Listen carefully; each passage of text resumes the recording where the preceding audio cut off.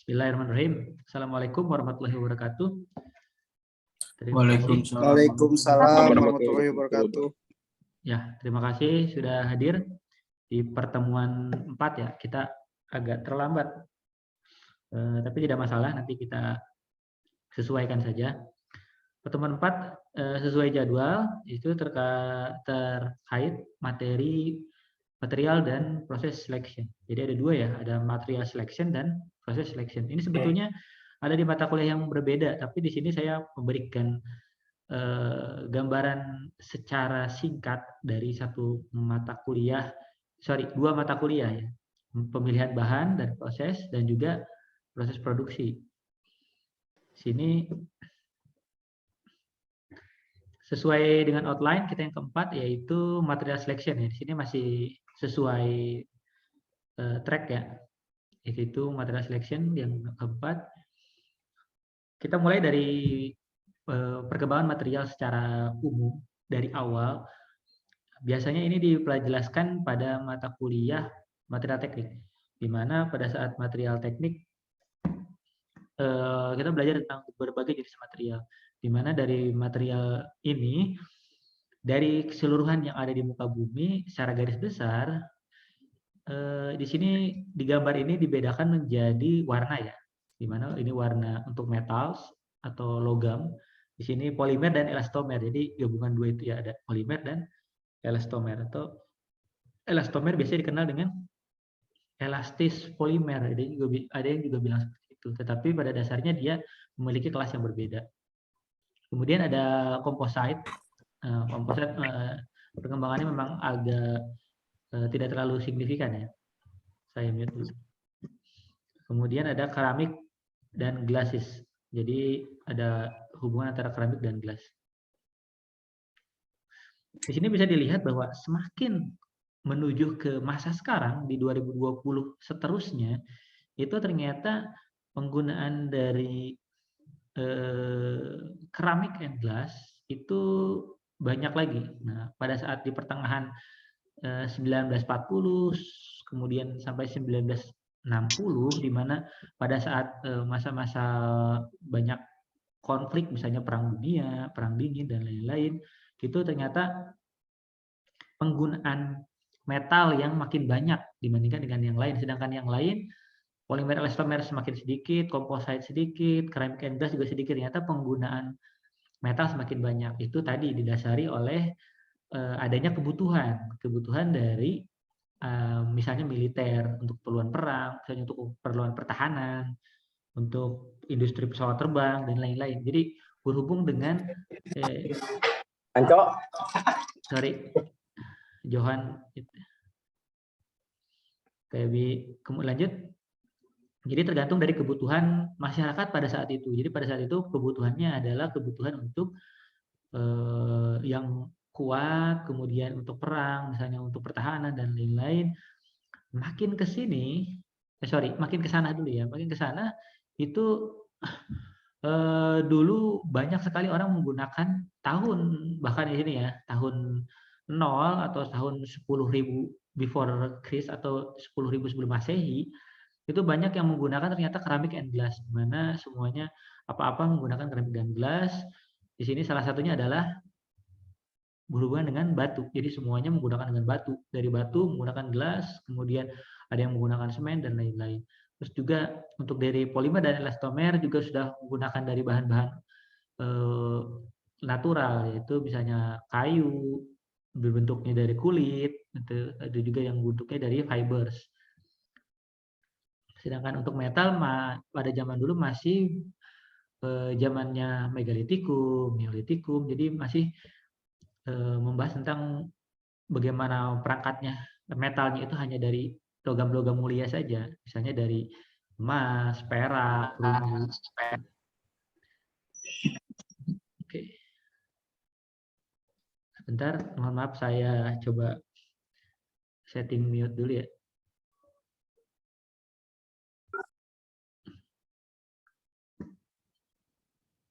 Oke, dilanjut. Jadi perkembangan zaman, kemudian tergantung dari penggunaan material itu kembali lagi tergantung dari kebutuhan di masyarakat. Sama seperti yang di pertemuan awal saya jelaskan bahwa yang pertama kali dibahas adalah problem atau market need atau kebutuhan dari masyarakat sendiri.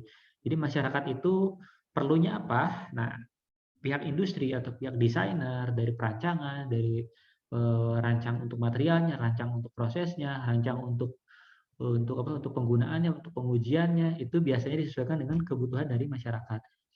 Nah, di mana kebutuhan masyarakat tergantung masyarakat itu lagi butuh apa. Kalau masa perang ya butuh untuk peralatan perang. Masyarakat sekarang butuh yang untuk mobil listrik, berarti yang untuk menunjang mobil material atau proses untuk mobil listrik. Kalau misalnya ke depan 10-20 tahun kemudian misalnya kebutuhan masyarakat adalah untuk eh, berpindah ke planet lain misalnya. Itu dipikirkan lagi bagaimana kita untuk bahan yang cocok untuk melintasi antar planet misalnya. Atau misalnya kesananya manusia ternyata butuhnya untuk sesuatu hal yang lebih natural. Mungkin ini akan kembali lagi ke awal. Jadi semuanya ini yang berhubungan dengan fibers atau kulit atau misalnya kayu-kayuan itu akan menjadi lebih besar lagi, akan menggantikan dari proses metal. Nah, pertanyaan utamanya adalah kenapa sampai saat ini walaupun tidak ada perang ternyata kenapa masih banyak penggunaan di metal? Nah, kurang lebih kalau misalnya harus dijawab adalah metal tersebut adalah material yang mudah untuk didaur ulang. Misalnya kita membuat kursi dari bahannya besi misalnya, atau misalnya meja atau misalnya pintu, terus tiba-tiba suatu saat rusak. Pada saat suatu saat rusak, itu didaur ulangnya lebih mudah, tinggal dilelehkan saja. Dia akan terpisah antara yang besi dengan yang misalnya ditempel di dalamnya itu ada polimer atau elastomer atau benda-benda yang lain. Jadi itu lebih mudah, itunya terpisah sendiri, kemudian sisa logamnya yang metalsnya itu dicairkan. Dicairkan akhirnya dia bisa dibentuk lagi, dibentuk menjadi berbagai macam kebutuhan lagi. Setelah dibentuk, dicairkan, dia dilakukan pemanfaatan ke dalam aplikasi yang lain. Jadi terus menerus. Dia siklusnya tidak akan sampai misal 10 kali pencairan sudah tidak bisa dicairkan lagi. Nah, ternyata masih dapat digunakan terus menerus. Ya. Jika fungsi dan sifatnya yang dituju itu sama. Misalnya saya mau menggunakan besi bekas, berarti kalau misalnya saya mau buat ulang untuk membuat motor atau misalnya buat blok mesin, ya berarti blok mesinnya harus mau menerima dengan besi bekas ini atau besi bekasnya dicampur dengan bahan-bahan yang lain. Kan itu nanti ada material selection di mana mencampur atau misalnya mengcombine, sifatnya bisa substitusi, bisa interstisial gitu. Itu adalah dasar utama kenapa kok masih banyak menggunakan metal, karena salah satunya itu. Kita lanjut. Seperti yang kita ketahui pada saat kita mempelajari yang namanya material teknik. Mungkin kalian masih ingat pada saat mata kuliah material teknik, metodologi fisik, atau mata kuliah material yang lain. Pertanyaan utamanya adalah apa yang dimanfaatkan dari satu material? Apa yang kita manfaatkan atau yang kita fungsikan atau fungsi utama dari material itu kita lihat pertama itu apa ini? Nah, pertanyaan itu yang menjadi pertanyaan dasar kita sehari-hari pada saat kita mempelajari tentang material. Nah, untuk menjawab itu sebetulnya jawabannya tetap sama. Pada saat kita memilih material atau menggunakan material yang utama, fungsi utama atau hal utama yang dimanfaatkan dari material itu adalah propertiesnya atau sifat-sifatnya. Makanya dari itu pada saat kita mempelajari material teknik atau yang berhubungan dengan material itu tidak akan jauh atau tidak akan dipisahkan dari yang namanya sifat material atau yang kita kenal dengan material properties. Di mana material properties itu adalah satu hal yang akan dimanfaatkan dari material itu. Contoh, misalnya di sini ada sifat-sifat material atau material propertiesnya itu ada yang dari sifat fisik, sifat secara general. Sifat fisik itu adalah sifat-sifat yang tidak terpengaruh oleh perlakuan apapun. Misalnya saya ada material bongkahan disimpan aja. Nah, itu dia tidak mengalami tidak diperlakuan apapun, dia tetap mengalami sifat utamanya. Contohnya density. Dia disimpan di meja, di bawah, di panas, dia tetap density-nya tetap sama. Mau dicairkan, tetap density-nya sama. Atau misalnya dipadatkan, dicairkan sama. Terus kemudian harga juga sama. Harganya mau satuannya apa? Satuannya kilogram, atau satuannya volume, atau satuannya panjang, misalnya. Itu satuannya sama. Atau sifat-sifat fisik yang lain, itu bisa kalian lihat nanti di literatur-literatur. Kemudian ada sifat material yang lain adalah yang terkait dengan namanya mechanical. Di sini ada mechanical. Jadi sifat material dari kategori mechanical atau kita kenal dengan mechanical properties atau sifat mekanik. Di mana sifat mekanik itu banyak. Kita ada modulus elastisitas, ada yield strength, tensile, compressive strength, failure strength, hardness, elongation, fatigue endurance, fatigue toughness, loss coefficient, wear rate contohnya. Ini masing-masing adalah dari sifat mekanik. Kemudian untuk pertanyaan, Pak, emang tahu dari mana itu sifat mekanik atau bukan? Namanya sifat mekanik secara definisi, kalau kita belajar di material teknik di buku Kalister, itu kita mempelajari tentang bagaimana sifat-sifat suatu material ya. Sifat material tetapi itu merupakan respon dari pembebanan mekanik. Karena ini mechanical properties, berarti sifat material yang dipengaruhi oleh pembebanan atau efek dari respon mekanik, respon terhadap pembebanan mekanik. Contoh misalnya, di sini ada tensile. Tensile itu termasuk mekanik. Emang apa pembebanan mekaniknya? Tensile itu saat terjadi ditarik atau tie, atau misalnya kalau kalian misalnya tarik tambang, nah itu kan dia mengalami tensile. Atau kalian uji tarik, nah itu mengalami tensile, ditarik dari dua ujungnya. Istilahnya kalau di karet itu jadi mulur gitu, jadi melar gitu. Itu tensile. Terus compressive strength. Compressive strength sama. Pembebanan mekanik. Emang mekaniknya gimana? Dia ditekan. Kursi yang kita duduki itu pembebanan mekanik. Dari mana bebannya? Bebannya itu adalah bobot tubuh atau massa dari tubuh saya ditambah dengan gravitasi misalnya. Itu dari dua arah. Kalau tadi itu ditarik dari dua arah, kompresif ditekan dari dua arah, dari kiri dan kanan. Terus hardness gimana? Hardness adalah ketahanan. Pembebanan mekaniknya adalah berupa gores atau gesek misalnya. Hardness. Jadi hardness yang dinamakan keras itu adalah cangkangnya, luarnya. Ada satu bahan yang dia kuat, dia hardness, dia keras. Tapi dia tidak kuat di bagian dalam, ternyata memang di bagian luarnya dia kuat sekali, sangat keras sekali. Sama seperti kalian, konsep hardness itu sama seperti kura-kura. Di bagian luar cangkangnya dia sangat keras, di bagian dalamnya tetap ada daging kura-kuranya. Dia lunak gitu. Itu adalah sebagai contoh yang lain. Yang lainnya juga sama, ada pembebanan secara mekanik. Terus kemudian ada thermal properties. Thermal properties sama seperti yang mechanical. Kalau yang mechanical adalah sifat material karena sifat atau respon dari material saat pembebanan mekanik. Kalau yang thermal adalah saat dilakukan perlakuan thermal, perlakuan panas. Perlakuan panas apa ya? Pokoknya berhubungan dengan panas. Mau panasnya radiasi, konveksi, maupun konduksi. Sama seperti kalian belajar tentang perpindahan panas. Pokoknya yang berhubungan dengan panas ya. Contohnya apa? Melting point, titik leleh misalnya. Titik leleh pasti harus dipanasin. Kalau nggak dipanasin nggak mungkin dia meleleh.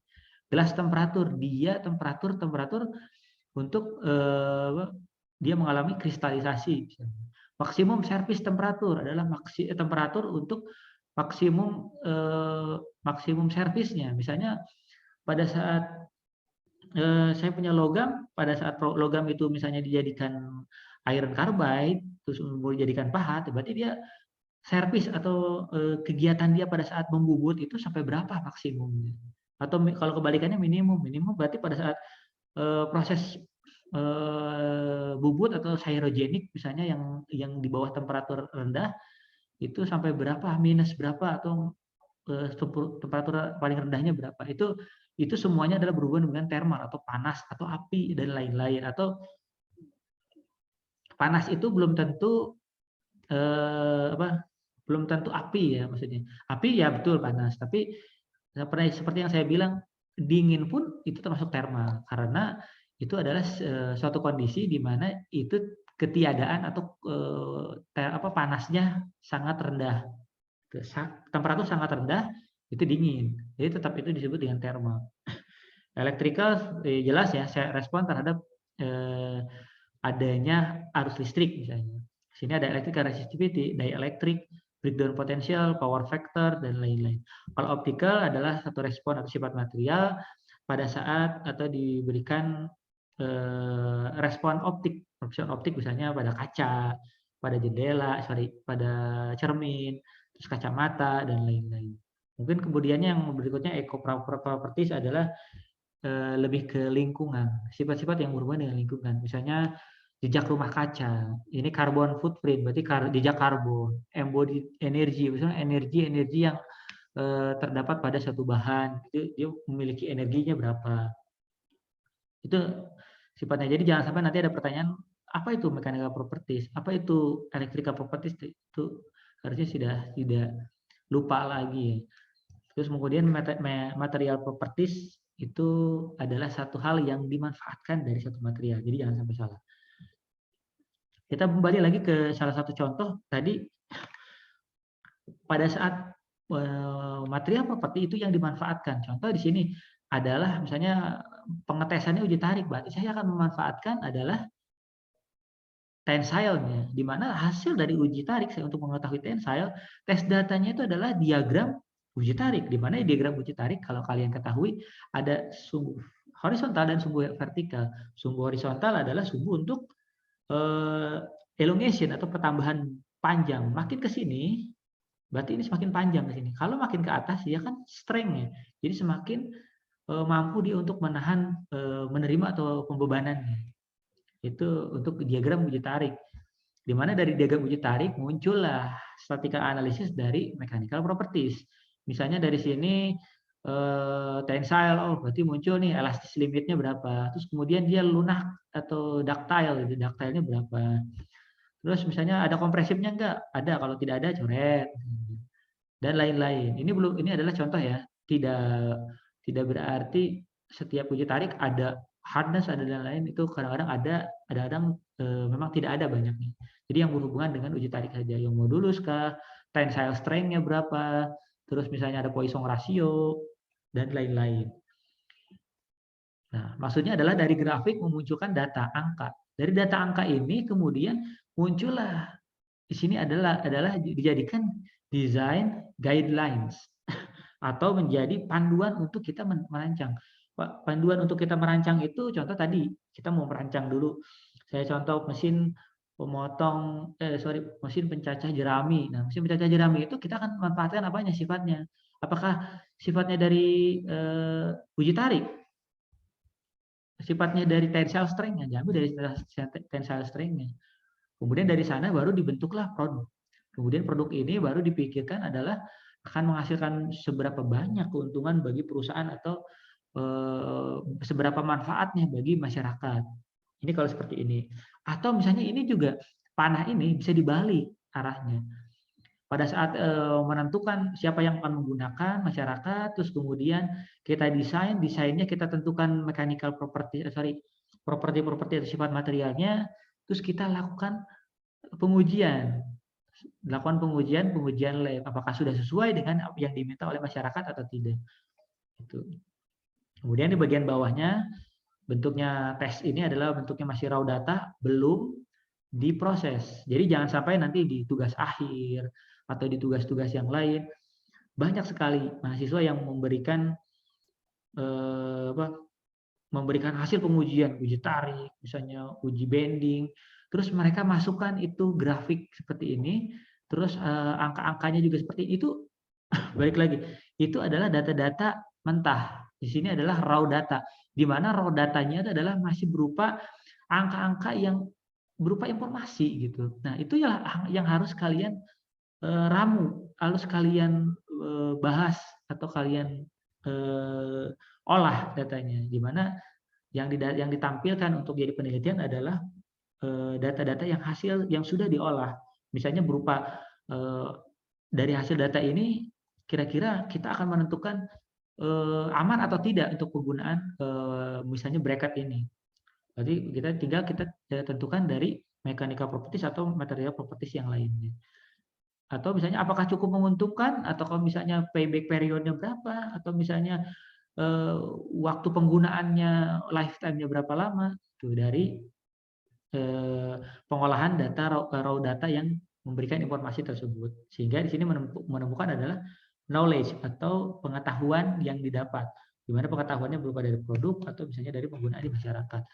Di mana di sini knowledge-nya itu disebut dengan berapa banyak kamu tahu untuk mengetahui penggunaan dari produk itu, manfaat dari produk itu.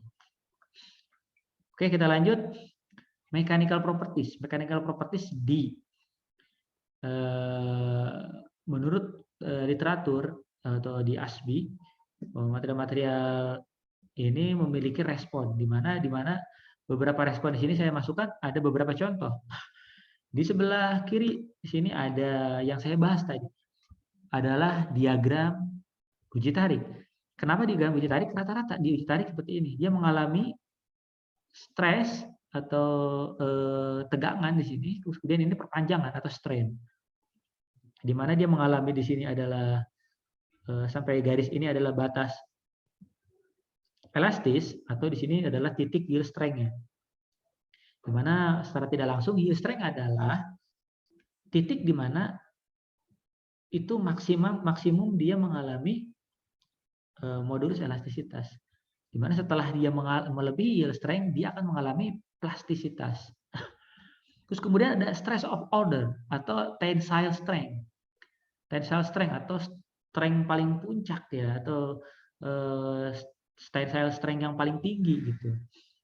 Ultimate tensile strength. Nah, kalau yang tadi itu adalah batas dia untuk mengalami elastis. Nah, kalau yang ini adalah batas dia untuk mengalami plastis. Setelah dia melewati ini, dia akan menurun dan dia akan mengalami kegagalan atau mengalami patah misalnya, atau copot atau retak dan lain-lain. Kurang lebih ini adalah untuk diagram uji tarik atau stress strain pada bahan-bahan berupa metal atau ductile metal atau metal-metal lunak. Seperti yang kalian gunakan, mild steel misalnya, baja karbon rendah misalnya, rata-rata seperti itu. Tapi pada saat uji tarik menggunakan material yang berbeda, ductile polimer, itu dia akan memberikan grafik yang berbeda. Bisa dilihat di sini, ini ductile polimer ya, untuk polimer, di mana polimer itu ada yang brittle, getah sekali, ada yang limited plasticity, jadi dia mengalami sifat plastis yang terbatas. Terus kemudian ada yang berfungsi untuk cold drawing, untuk pengerjaan dingin. Terus kemudian ada viscous flow, ada yang untuk aliran-aliran fluida,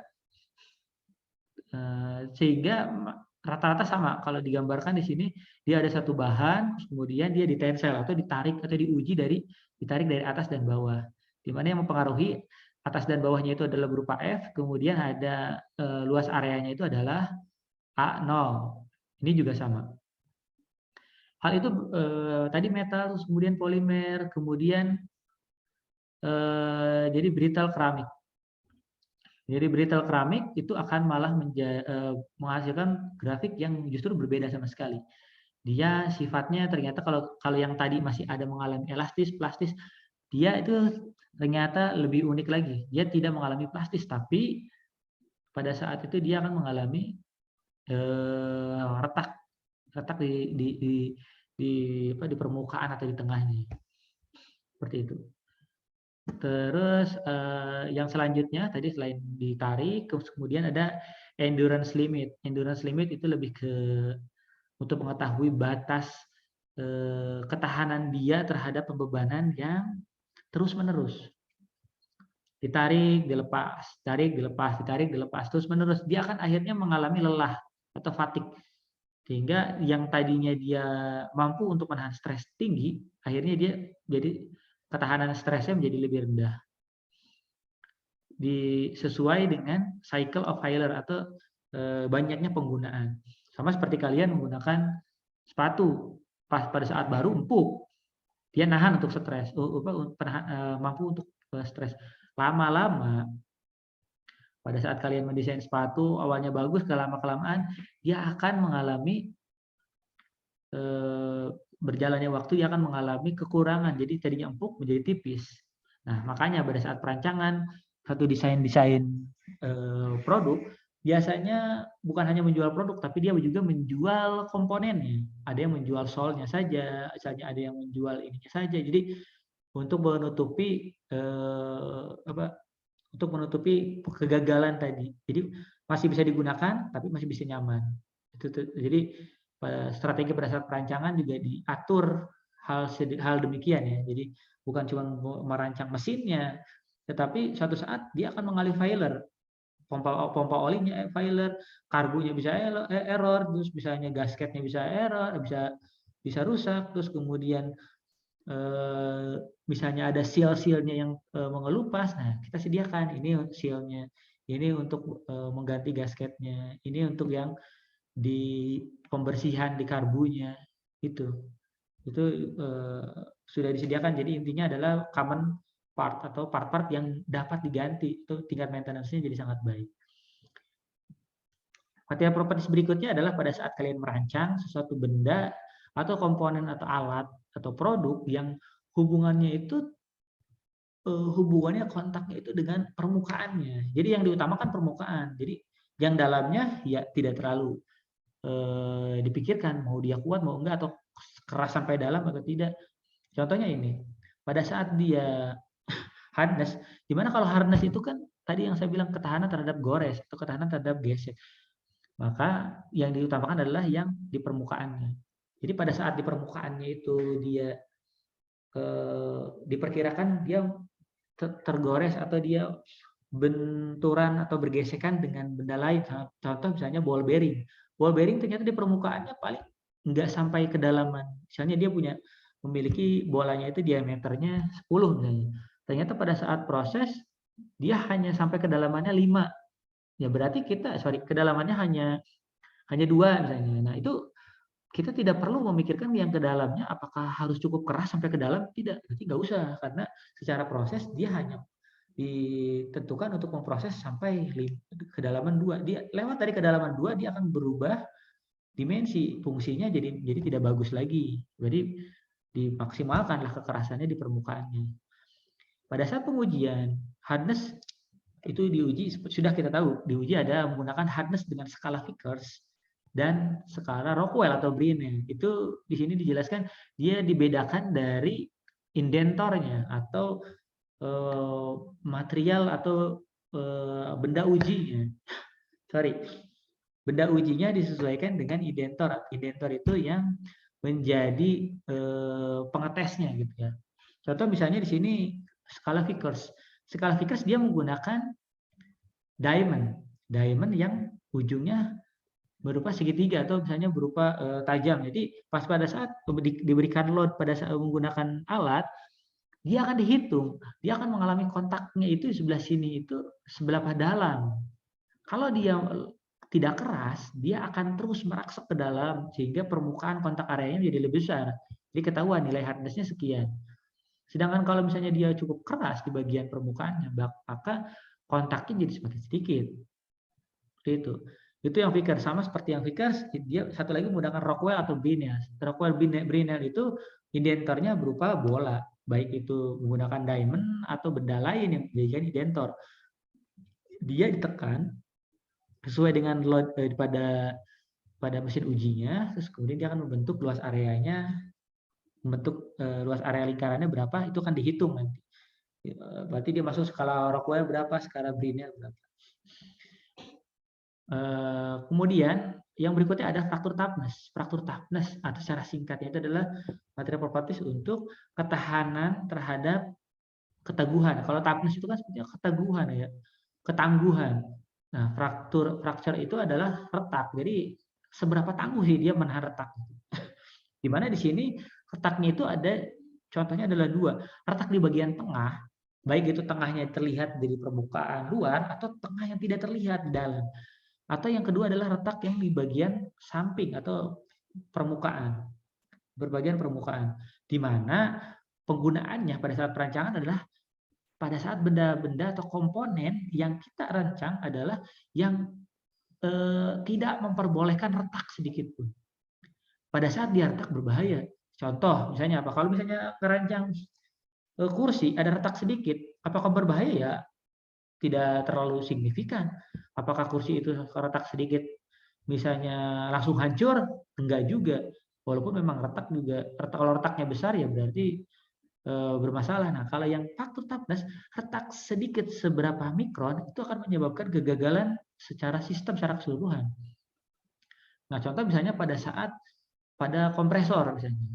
Pada tabung kompresornya itu mengalami retak sedikit saja, dia pasti akan hilang tekanan anginnya. Atau misalnya pada saat yang membutuhkan gas bertekanan yang berbahaya jika mengalami retak. Contoh tadi, misalnya selain kompresor atau misalnya tabung gas, bayangkanlah kalian punya tabung gas, terus kemudian retak. Jangankan retak di tabungnya ya, mungkin tidak terlihat, itu hanya mencium baunya. Yang jelas-jelas terletak, misalnya sobek dari gigitan tikus, misalnya pada saat selang, itu juga akan membahayakan karena gas yang keluar. Terus kemudian pada saat kalian merancang bahan yang cocok, kemudian atau enggak dimensi yang cocok untuk pressure vessel, di mana dia juga mengalirkan fluida, di mana di situ di pressure vessel dia harus diatur pemampatan udara sampai sedemikian rupa sehingga tekanannya menjadi lebih baik. Kalau misalnya si itunya retak, nah itu ada kemungkinan dia akan meledak karena tekanan yang sangat besar di bagian dalam. Gitu. Jadi hubungannya apa kok kita harus mempelajari material properti dengan sifat-sifatnya, karena itu ada hubungannya dengan apa ya benda atau alat yang kita rancang. Apapun itu, kalau misalnya kalian mau merancang kaca, kalian bisa lihat kaca itu biasanya secara pembebanan dia beban untuk biasanya di jendela. Jendela itu pasti dia kena angin. Dia kena debu, angin yang membawa debu. Nah, itu secara tidak langsung berarti saya harus karena pembebanan seperti itu berarti si debu itu akan terus bergesekan. Oh, berarti harness yang saya utamakan si kaca itu. Ya, ternyata betul si kaca itu kalau kita gores dia kuat. Tetapi pada saat kita pukul dia tidak kuat, tidak tahan terhadap pembebanan itu. Jadi hanya kuat terhadap harnessnya. Atau misalnya benda-benda yang lain yang berhubungan, kira-kira kita harus menentukan apa, itu bisa kalian cari nanti di kehidupan sehari-hari. Atau misalnya saat ini kaca jatuh pecah tapi gores kuat, nah saya mau mendesain atau merancang kaca yang kuat dan juga keras misalnya, dia tahan gores, jatuh juga tidak rusak. Tuh seperti itu. Ternyata ya sudah banyak ya produk-produk seperti itu. Jadi tidak seharusnya kita menggunakan produk dengan bahan yang sama. Bisa saja ada satu saat menggunakan bahan yang berbeda. Jadi lebih ada perkembangan desain, perkembangan zaman. Pada saat pemilihan bahan, kita mempelajari yang namanya material properties chart. Kenapa kita harus mempelajari material properties chart? Di sini adalah hubungan, di sini misalnya density dengan Young modulus. Di density tadi sifat fisik, Young modulus adalah sifat mekanik. Nah, saya di sini akan membandingkan, misalnya saya mau memilih, saya harus nyari bahan material, saya harus memilih bahan material yang, misalnya, dia memiliki Young modulus tinggi, tapi density tinggi. Yang mana nih? Berarti yang paling atas makin bagus, density-nya paling tinggi, misalnya paling berat berarti ya density. Berarti paling kiri di sini. Berarti kalau di sini yang paling dekat adalah yang metal di bagian sini. Atau di sini density terhadap strength, dia paling ujung kanan atas, itu ternyata yang paling tinggi adalah tungsten alloy. Yang ini, yang sudah ada namanya. Terus kemudian pertanyaan apa? Kalau ini tungsten alloy yang putih-putih ini ada, yang sisanya apa? Sisanya itu masih termasuk kategori material itu. Misalnya di sini metal, metalnya orange. Tapi pada dasarnya ada bahan-bahan yang tidak dimasukkan ke sini atau misalnya ada peluang misalnya di bagian sini nih, di bagian kanan itu ada yang lebih tinggi dibandingkan tungsten alloy gitu. Jadi kalau menggunakan softwarenya software dari material properties chart ini, kita bisa tahu mana yang lebih mendekati yang bagian luarnya.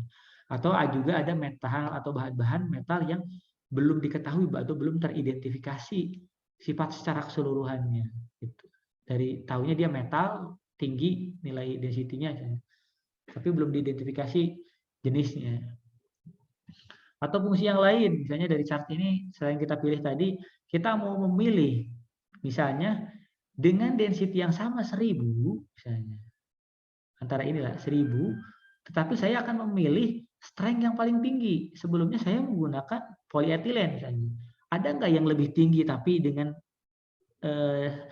dia lebih kuat, lebih strength, tapi density-nya tetap. Atau density-nya lebih kuat, kekuatannya sama tapi lebih ringan. Kan ada yang seperti itu. Kalau kita mendesain handphone dulu berat, dimensinya besar, tetapi fiturnya fitur jadul. Nah, sekarang zamannya handphone-nya ringan tapi fiturnya banyak, lebih canggih lagi. Nah, itu adalah salah satu penentuannya. Contoh misalnya nih, strength-nya di angka misalnya 90 atau 80 lah di sini nih. Terus saya pilih dengan density yang sama. Ternyata ada yang lebih ringan dibandingkan di sini ada, saya perbesar. Nah, ada yang lebih besar di antara 1000 ini yang tadinya saya menggunakan polikarbonat PC. Saya bisa ganti itu dengan yang lebih ringan di sini. Di sini misalnya nih ada PET misalnya, atau misalnya yang strength-nya turun dikit tapi masih dalam kategori polimer atau elastomer. Di sini ada polipropilen, polyethylene. Tapi dia lebih ringan dibandingkan dengan polikarbonat tadi. Itu salah satu contohnya. Kita mulai lanjut. Ini adalah contoh yang lain. Tadi hubungannya density dengan strength. Sekarang hubungannya strength terhadap fracture toughness. Dia lebih kuat menahan guncangan, dia juga tidak mudah untuk retak misalnya. Nah, ini bentuknya berbeda. Jadi setiap ada hubungan itu dia memiliki hubungan yang berbeda, hubungan chart yang berbeda. Kalau yang kanan ini thermal conductivity dengan electrical resistivity. Jadi kita milih untuk bahan kabel misalnya. Di mana kabelnya itu dia mampu menyalurkan panas di dalam kabel atau wire-nya, tetapi dia juga tidak mudah untuk tersetrum misalnya. Atau kebalikannya, dia mampu untuk mengalirkan listrik, tetapi dia tidak cepat panas. Mudah untuk mengalirkan listrik dia. Berarti di sini saya bilang electrical resistivity makin tinggi, dia makin resist, makin menolak untuk listrik. Jadi saya ingin dia makin listriknya makin bagus, makin diterima, berarti paling kecil kan. Terus thermal conductivity makin gampang menyalurkan listrik. Berarti saya maunya dia tidak cepat panas.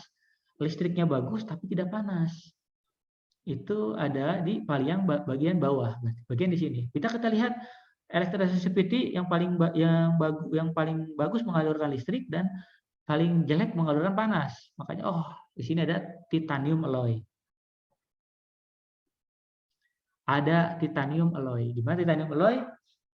Dia mampu untuk menahan panas, tidak mudah panas, tetapi dia mampu untuk menyalurkan listrik dengan baik. Berarti ini cocok sekali untuk bahan-bahan kabel yang meminimalkan panas yang berlebih, seperti itu. Atau misalnya yang lain, yang di kehidupan sehari-hari mungkin bisa dieksplor nanti. Dasar-dasar pemilihan itu di sini contohnya pemilihan material, di sini contoh untuk helm, di mana helm itu adalah material datanya itu dia memiliki atributnya apa. Di sini ditentukan adalah untuk visor for helmet atau kacanya. Kacanya di sini misalnya menggunakan untuk kaca polisi. Di mana kaca polisi kita memiliki design requirement yang pertemuan sebelumnya sudah kita pelajari, ada function, constraint, objective, dan free variables. Terus kemudian kita sudah tentukan design requirement, terus kemudian kita tentukan material data yang ada di pasaran itu apa, yang bisa kita pilih. Kemudian dari dua itu kita combine, kita akan pilih atau selection selection. Nah, sini disebutnya engine atau utamanya, maksudnya pokok pentingnya untuk adalah pemilihan, di mana kita lakukan screening, terus kemudian kita ranking, kemudian kita documentation dari yang sudah dilakukan. Di mana material datanya kita tentukan harus seperti ini, density dan lain-lain. Terus desain requirement-nya kita sudah tentukan juga. Harus setransparan mungkin karena dia adalah kaca atau visor. Mudah untuk dibentuk, jelas karena bentuknya melengkung. Terus as tough as possible karena fungsinya untuk polisi. Jadi dia kalau mau kena lemparan batu atau apa tidak mudah retak atau tidak mudah hancur. Dia mampu menahan atau melindungi wajah. Dari situ baru dipilih untuk final selection. Itu adalah salah satu itu pemilihan bahan, misalnya kita untuk merancang sebuah helm. Jadi jangan sampai helmnya dibentuk, sudah dibuat, terancang, ternyata bahannya apa, ya nggak tahu. Padahal pada saat namanya proses perancangan adalah proses dari hulu ke hilir. Kalian membuat bentuknya, kalian merencanakan prosesnya, kalian merencanakan materialnya, kalian merencanakan penggunaannya, merencanakan assemblingnya, merencanakan tesnya, dan seterusnya. Itu ada di dalam perancangan. Jadi kalau misalnya isi dari perancangannya hanya kalian mendesain menggunakan 2 dimensi atau 3 dimensi, itu bukan rancang namanya. Itu kalian sedang menggambar teknik. Itu menurut saya kurang tepat kalau misalnya itu dijadikan tugas akhir. Oke, lanjut. Langkah dalam pemilihan ini sudah pernah jelaskan. Misalnya dari semua material pilih. Oke. Sorry, saya unmute lagi. Iya Pak, ini belum.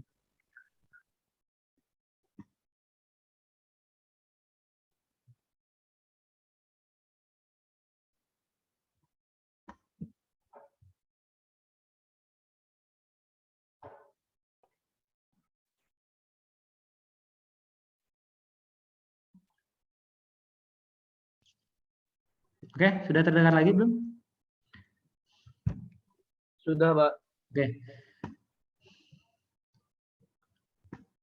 Ya, gangguan internet. Oke, lanjut ya. Ini penjelasan terkait langkah-langkah dalam pemilihan. Jadi misalnya kita memilih tadi material selection yang memilih bahan. Berarti dari material yang banyak itu kita tentukan dulu yang pertama adalah design requirement, yaitu menentukan fungsinya apa, constraint-nya apa saja, objektifnya apa, dan variabel apa yang akan dipilih. Terus kemudian dari hal tersebut kemudian kita eliminasi material-material menggunakan batasan tersebut atau constraint. Di mana setelah tereliminasi kita ranking menggunakan objek yang kita tentukan tadi. Kita tentukan dari sisi objektif. Di sini adalah mana yang pilih terbaik, misalnya ranking dari semua material ada 100, kemudian kita tentukan, kita screening menggunakan constraint batasan dari 100 jadi 20 misalnya. Dari 20 ternyata kita ranking dari 20 itu ambil 5 besar, ranking 1 sampai 5. Dari ranking 1 sampai 5 kita cari mana yang mendekati dari dokumentasi, secara documentation-nya. Yaitu sini adalah teliti atau cari hubungan antara family history, top ranking kandidatnya. Jadi yang mendekati apakah di pasaran ada atau enggak. Jangan sampai kita pilih ranking 1 sampai 5 ternyata di pasaran tidak ada atau di Indonesia tidak ada. Jadi percuma kita udah memilih material ternyata di pasar nggak ada atau sudah discontinue atau adanya hanya di Amerika saja misalnya gitu. Itu jadi bukan pilihan tetapi bisa ada di tahap yang ini. Kita bisa melakukan research the family history of top ranking kandidat. Jadi ranking 1 sampai 5 kalau tidak ada di pasaran, cari family-nya atau cari kerabat dari material itu yang paling mendekati yang mana, yang memiliki fungsi dan properti yang mendekati tapi ada di pasaran sehingga bisa kita pilih itu. Atau di pasaran yang sudah menggunakan material itu biasanya digunakan untuk apa? Biasanya digunakan untuk engine jet karena ketahanannya terhadap panas, berarti bisa kita gunakan nih untuk komponen atau alat kita yang sama-sama menggunakan panas tapi bukan engine jet gitu. Itu maksudnya gitu hubungannya antara documentation tersebut. Terus kemudian kalau screening pada screening dan ranking pada Pfizer tadi, helmet Pfizer, ini misalnya sudah di ranking dari fraktur toughness. Tadi kan sebisa mungkin harus tangguh ya kaca itu biar tidak ada kena huru-hara. Makanya kita ranking. Di sini di ranking berdasarkan 6 besar. Ternyata yang paling tinggi polikarbonat. Polikarbonat, selulose asetat dan polimetil. Nah, di sini dari yang ini kita bisa pilih apakah kita cukup dari segi screening dan ranking. Ranking kan sampai ke sini ya, sampai ke objektif di sini. Nah, kita bisa pilih yang selanjutnya adalah documentation. Kira-kira ada atau tidak documentation-nya itu. Polikarbonat biasa digunakan untuk apa? Untuk ternyata untuk safety shield and goggles, terus kemudian lensa, terus light fitting, safety helmet. Nah, berarti ternyata memang kalau saya gunakan untuk Pfizer kayaknya cocok misalnya. Karena mempunyai fungsi yang sama. Terus kemudian CA atau cellulose acetate-nya ini digunakan untuk apa? Cocok nggak sih misalnya digunakan untuk Pfizer? Ternyata di pasaran dia menggunakan untuk yang sejenis juga ternyata untuk lensa, untuk frame, cover dan lain-lain. Terus PMMA juga atau akrilik di sini juga digunakan untuk semua lensa, cockpit, kanopi, aircraft window, container, ternyata sama. Dari sini kita bisa pilih ternyata yang paling mendekati yang mana.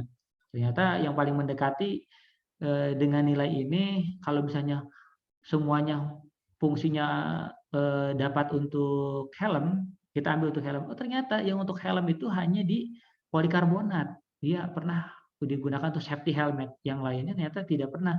Tetapi itu bisa kita pilih langsung. Kalau misalnya mau jawaban atau hasil yang aman. Tapi kalau hasilnya ternyata yang penting bisa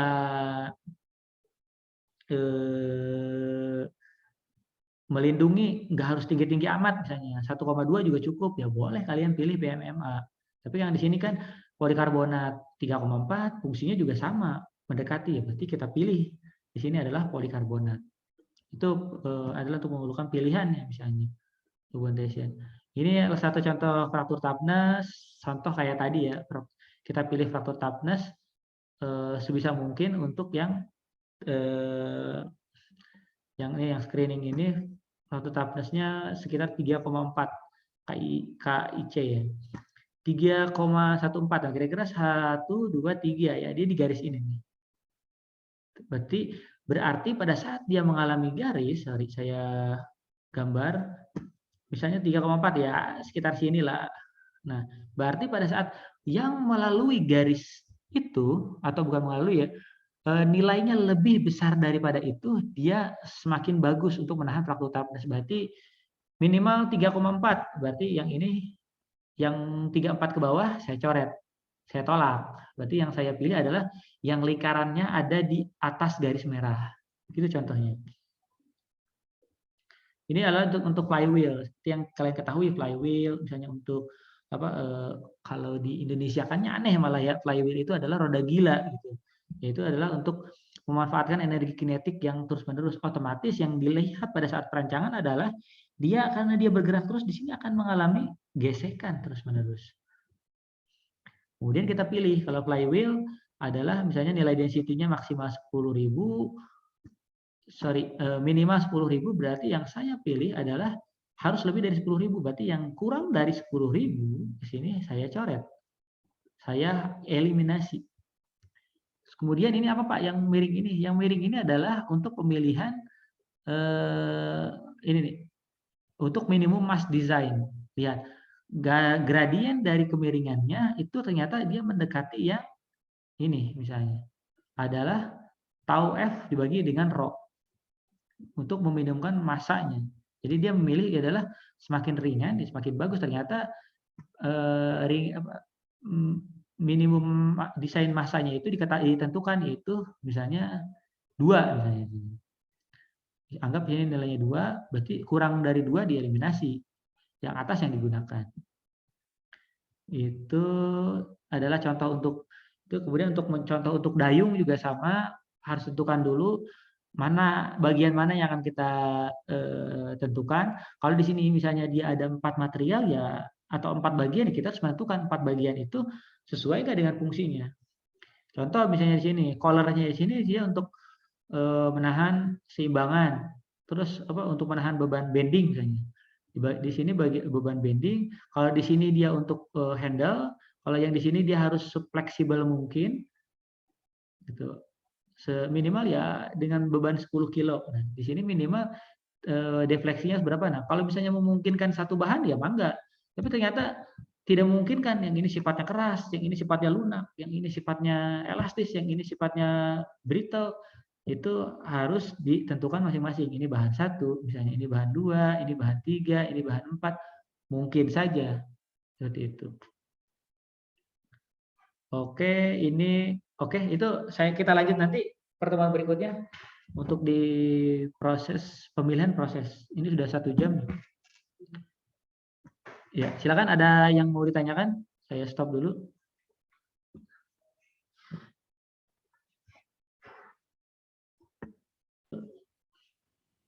Ya, sama seperti kalian mau memilih tadi, memilih ban atau memilih misalnya casing, memilih ada temper glass pada handphone.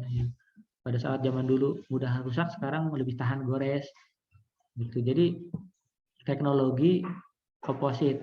Jadi bukan memilih mana yang bagus. Sama seperti yang kalian pelajari di material teknik, pada saat ada satu metal yang nilainya rendah, itu kalian lakukan heat treatment misalnya. Nah, heat treatment itu akan menambah nilai kekerasan, menambahkan nilai kekuatannya. Nah, itu sama seperti yang tadi ditanyakan. Jadi kalau misalnya kok ada kaca yang tadinya rapuh, kok jadi ada kaca anti peluru. Nah, itu sebetulnya ada teknologi penambahan layer atau misalnya perlakuan pada satu bahan itu. Perlakuannya macam-macam. Proses penguatan kan kalian pelajari di material teknik kan ada macam-macam ya. Ada solid solution, ada heat treatment, terus ada perubahan bentuk dan lain-lainnya. Jadi itu sebetulnya banyak mekanismenya.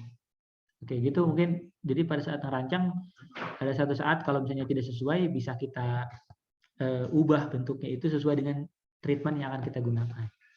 Sama seperti ini bahan besi karat, berarti kita treatment dengan electroplating misalnya, atau kita chrome misalnya gitu.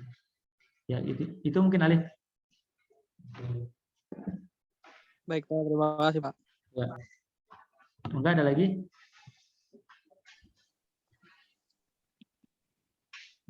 Ya, Tohari Muslim. Ya, kayak aduh. Ya, mana langsung aja? Maaf tadi ada telepon, Pak. Ya. Ya, saya izin bertanya. Waktu kalau misalkan dulu kan waktu Perang Dunia Kedua itu ada Perancis tuh kan ngebentuk benteng yang kekuatannya tuh 1 meter baja kalau nggak salah. Nah, terus dijebol sama tentara Nazi kan tuh ya, Pak, dengan menggunakan meriam. Nah, itu tuh meriamnya itu untuk menjebolnya menggunakan material baja juga atau yang lebih keras, Pak? Oke, ini sebetulnya buat pelajaran sejarah sih ya. Kita coba kita coba lakukan pendekatan dari segi engineering. Pada saat contoh misalnya ini, pada saat ada misalnya bentuknya tembok rumah tebalnya 1 meter. Terus kemudian kita bobolnya pakai apa? Ya pakai apa aja. Enggak, apakah harus pakai bentuknya beton lagi? Dibobol pakai bahannya beton lagi apa gimana? Ya bebas. Yang penting dia memiliki gaya atau F atau force-nya itu melebihi beban yang dapat diterima oleh dia.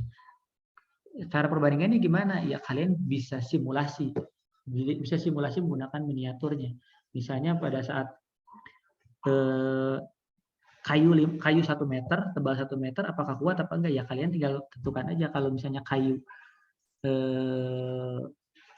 perbandingan itu ya. Kalau kayu 1 meter kita perkecil menjadi 10 cm, terus kemudian bebannya itu kita kasih 10 kilo. Nah, kira-kira 10 kilo dia akan patah enggak? Kalau bebannya dinamis diam. Terus kalau misalnya bebannya bergerak dari atas ke bawah, dijatuhkan, dia akan hancur atau tidak? Nah, tinggal kita kalikan, tinggal kita hitung, kita gunakan rumus. Kalau misalnya tadi ke temboknya itu 1 meter, berarti pada saat dia menekannya, yang pasti yang menekannya ini memiliki kekuatan yang lebih kuat sehingga pas pada saat menubruk dia tidak hancur. Itu satu. Terus yang kedua, pada saat dia menubruk itu dia pasti mengkalkulasi pada saat di jarak berapa, dengan kecepatan berapa. Kalau jatuh dari atas itu kecepatannya ditambah dengan kecepatan gravitasi, enak gitu. Kecepatan tambahan gitu ya, bonus. Tapi kalau kecepatan dari horizontal, dia harus mikir adalah mau menjebol dengan kecepatan berapa. Kalau misalnya zaman dulu itu kalau misalnya pakai kayu yang didorong. Nah, sekarang baik lagi, jika menggunakan meriam, Pak, meriamnya harus bahan apa? Meriamnya bebas dengan bahan apa. Yang penting kekuatan dari bahannya itu meriamnya menempel ke tembok itu tidak hancur meriamnya. Meriamnya tetap ada. Cuma pertanyaannya pada saat meriam itu tidak hancur, tembus atau tidak. Gitu. Kalau misalnya dia ingin tembus, dia tinggal kalkulasi kecepatan peluru atau kecepatan meriamnya harus di kecepatan berapa. Kalau kecepatannya ingin 1000 km per jam untuk bisa menembus ini, bisa dihancurkan, berarti kita harus menghitung lagi. Pada saat kecepatan 1000 itu kita harus menggunakan mekanisme yang seperti apa dengan kecepatan itu. Gitu. Sama seperti kalian menggambar melihat, menonton sirkus misalnya.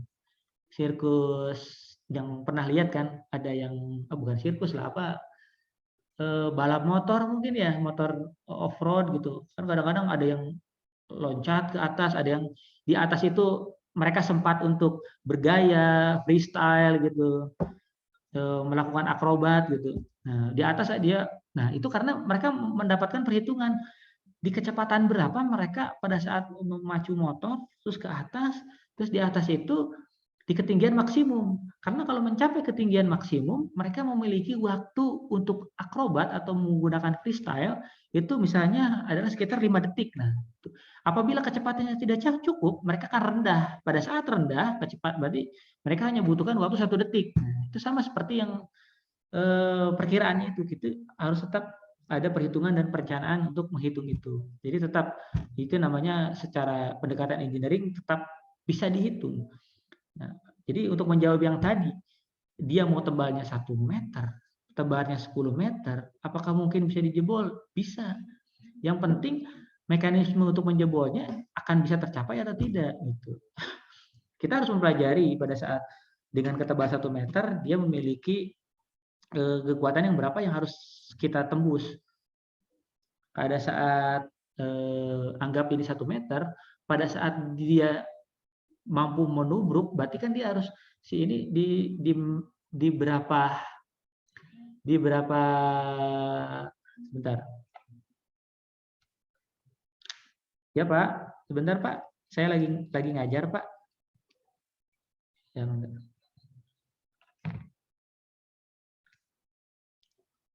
ya, misalnya ini adalah tembok 1 meter, pada saat kalian tahu tentang misalnya kekuatan bending. Pada saat bending, dia akan mengalami tadi bengkok atau tadi displacement atau deformasi. Bengkok. Bengkok aja tidak cukup. Ya, bengkok aja tidak cukup. Jadi dia itu harus bengkoknya sampai patah, nembus. Nah, berarti dia harus pilih, ternyata pada saat pembebanan bending, dia harus bisa melebihi pembebanan secara bending itu. Ya, Bu.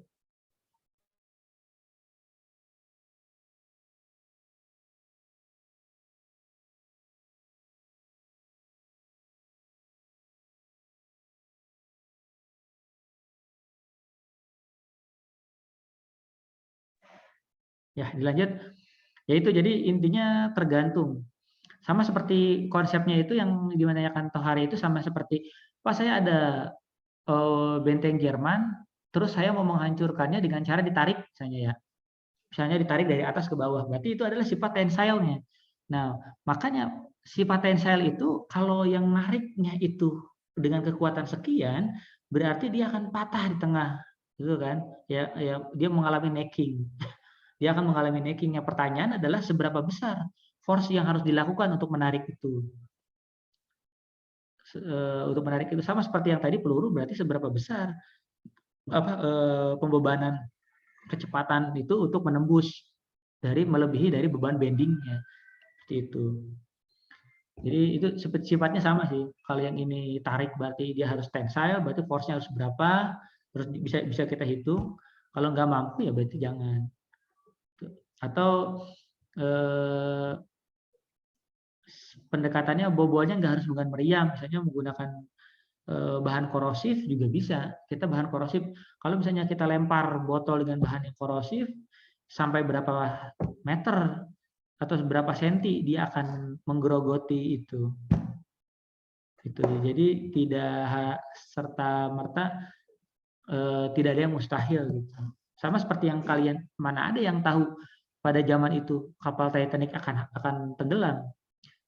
Kapal yang betul-betul sangat besar dan desainer dia menggunakan bahan-bahan berkualitas tinggi, bahan-bahan terbaik, dengan dia kuat sampai uji guncangan, uji tenggelam diisi berapa puluh ribu, ratus ribu, ternyata dia tidak hancur, tidak tenggelam, nggak ada yang tahu kan.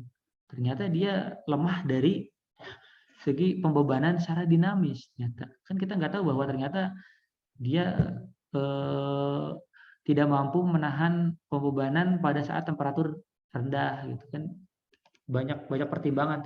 Tidak ada benda atau material yang betul-betul aman atau betul-betul sempurna sih sebetulnya. Mungkin gitu ya Tahari. Oh iya, baik Pak, terima kasih. Oke, mungkin cukup. Saya sudah banyak dihubungi tadi. Kita coba nyalakan kamera dulu deh. Saya stop recording dulu ya.